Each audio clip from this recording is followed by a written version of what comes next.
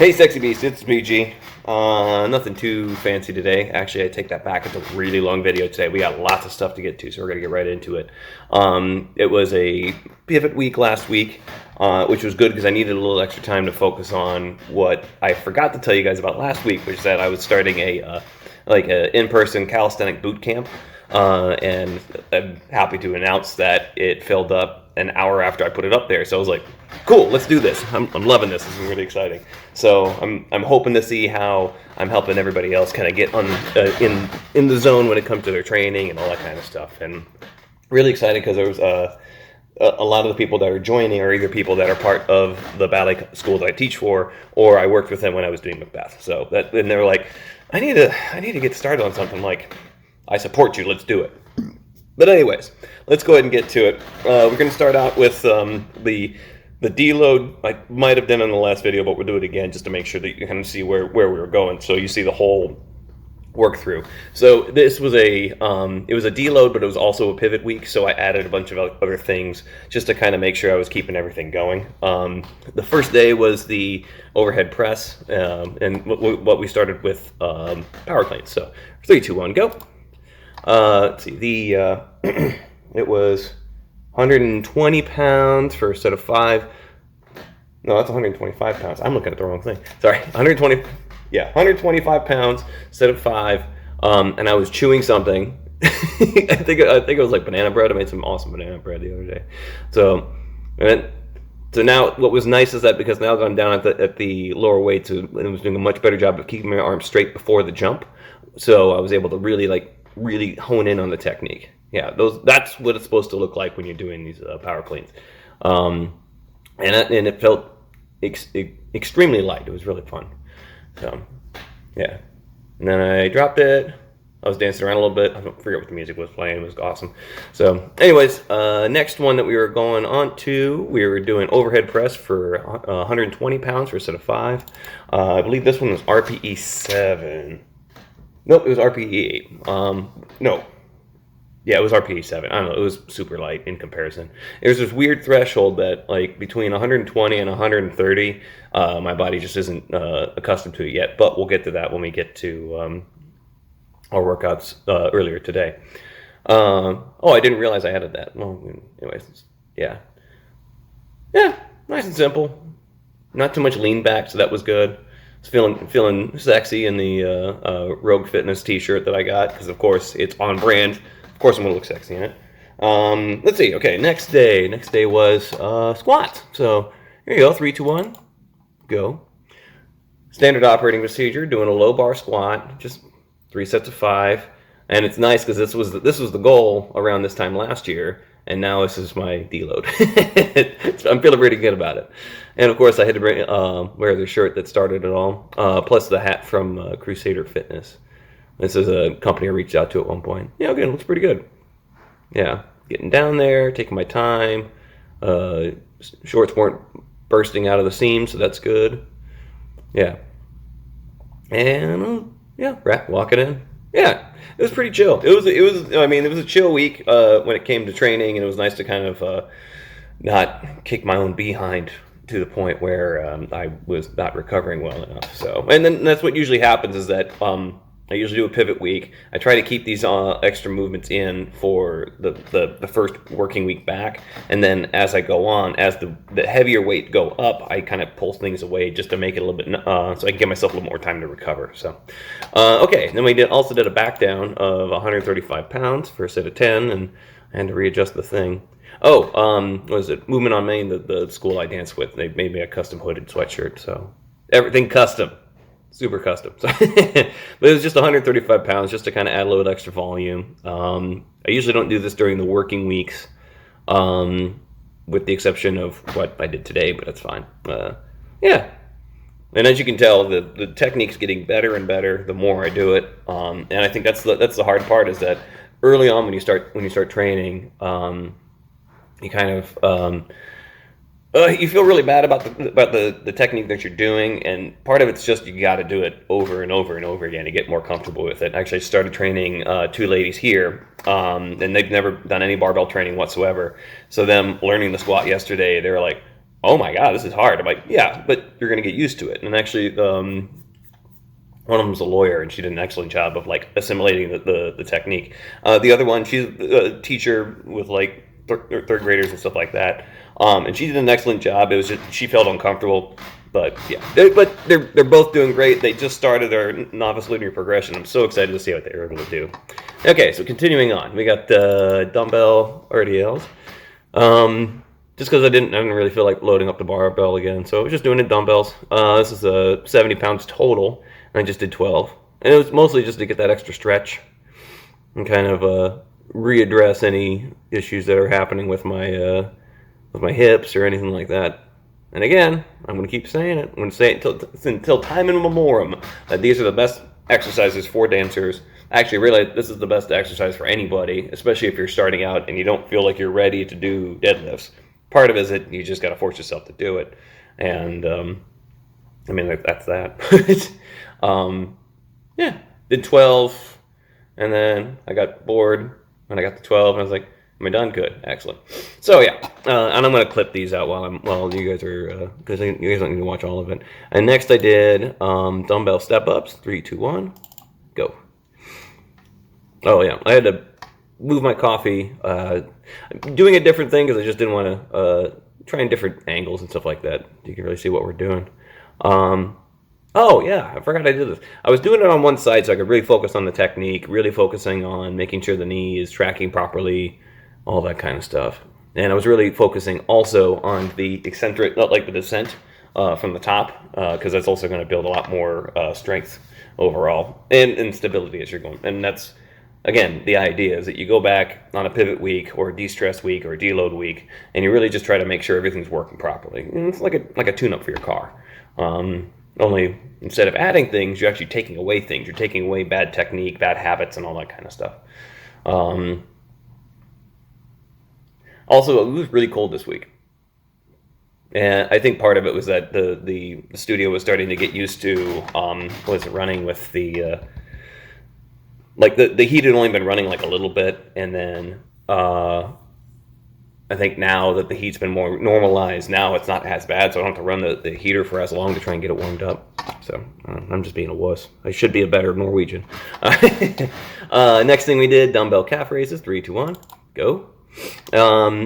Did this with 50 pounds and went for a set of 20.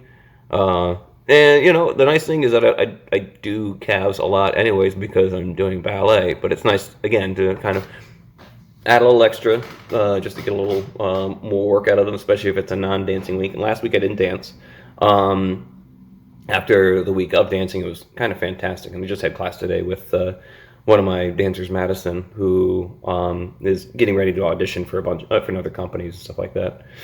Now you don't need to watch all that. All right, we're done. We're done. You don't need to see any more calves. Let me think. What else are we gonna do?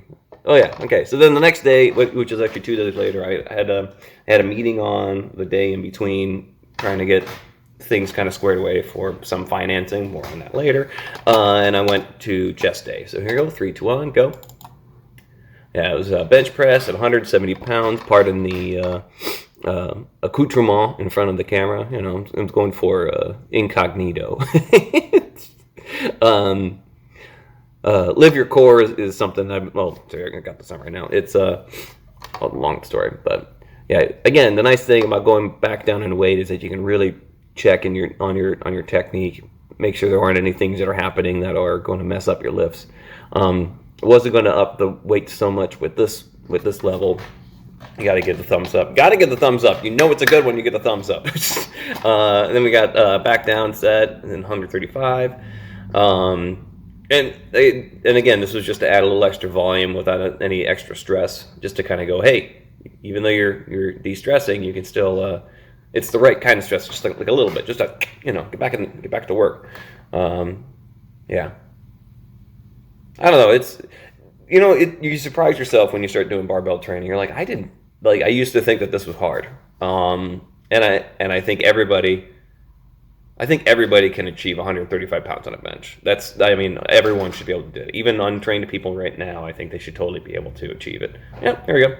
Just set of 10. Was it 10 or 12? I don't know, I lost count. Whatever. Anyways, going on. And then I added dips, and of course we're going to do a funky dance in the process of getting the weights on and all that, because it's, I don't know, I think it's entertaining. It's lies. So many lies. But, oh, I'm sorry, no, I did this so that I wouldn't have to do the funky dance, because otherwise I'd have to, like, shimmy into it and all that kind of stuff. But yeah, if you're having issues at trying to find a place to do your dips, just grab some chairs. Folding chairs. I mean, I've got plenty of folding chairs here at the studio, but you know, and they're plenty stable. They're stable enough. Yeah, you can use those. You don't necessarily even have to do that. If you can find a dip position, we'll go ahead and you have that to do things with. I would highly recommend it, but as long as it's stable enough that you can be safe when you're doing it, and you don't have to add weight. I just add weight because it's like, all right, this is really too easy, and you're trying to spark a thing. So, and then I haven't done this in a while. I did Bosu ball push-ups with exercise ball pull-ins. Goop, and it's it was just to kind of work a little bit of abs and core and all that kind of stuff. And, you know, this was one I learned a long time ago before I was really training and not just throwing weights around and grunting like a monkey. But I think this one's a great one for dancers because we have to test our balance every day. And I think it's a nice way to overexert your chest and maintain your balance at the same time. It was just 10 and 10. Did 2 sets. Nice and simple. Nothing too crazy. Okay, next thing that we did was deadlifts for 255 pounds. 3, 2, 1. Yeah. There it is. Yeah, 255 pounds. Again, another one of those cold days. But actually, it wasn't as cold with that vest on. I think I'm going to wear that vest more often because it really keeps all the important things warm, which is the core and the torso. So it was 255, set of 5.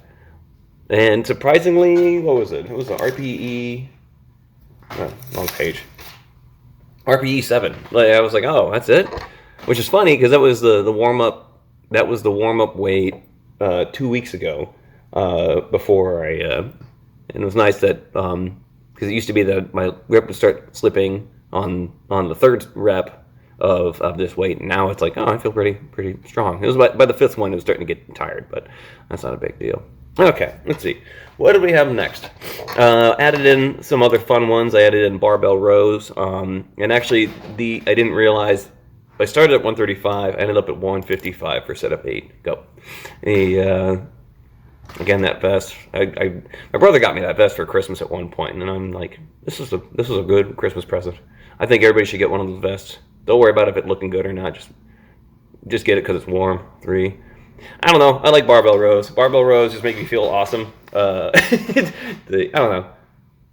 Looks kind of badass, especially when you're like gritting your teeth and you're like, get to the chopper. I don't know. It's being ridiculous. And then I did a little bit of weighted chin-ups. Go. Okay, here's the funky chicken dance or whatever it is.